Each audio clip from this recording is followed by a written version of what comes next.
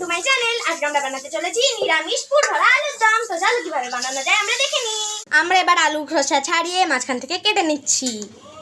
পুর বানানোর জন্য আমরা বাটির শেপে আলুগুলোর এরকম খাবলা খাবলা করে দেবো। এবার নুন হলুদ মাখিয়ে নিচ্ছি।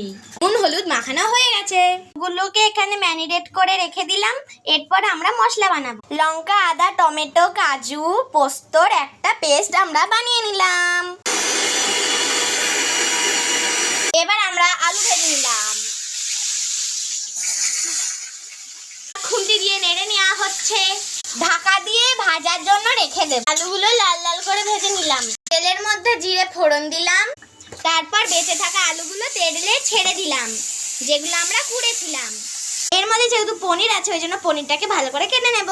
এখানে কাজু আর কিশমিশগুলো কেটে রাখা আছে এবং পনিরটা স্ম্যাশ করে দিচ্ছি। স্ম্যাশ করানো হয়ে গেছে। বাকি পনিরটা রেখে আসছি।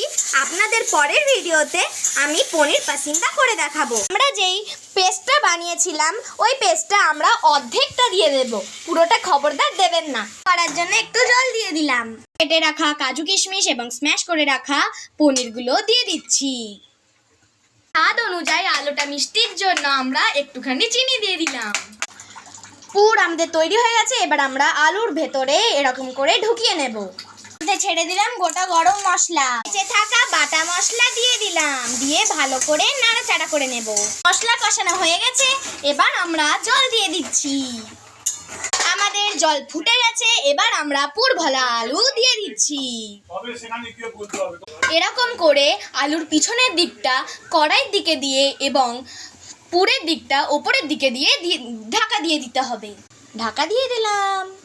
আমাদের রান্না শেষ। এবার একটুখানি ঘি দিয়ে নামিয়ে নেব। এই রেসিপিটা যদি আপনারা খিচুড়ির সাথে খান এই বর্ষার দিনে, তাহলে কিন্তু হেভি লাগবে।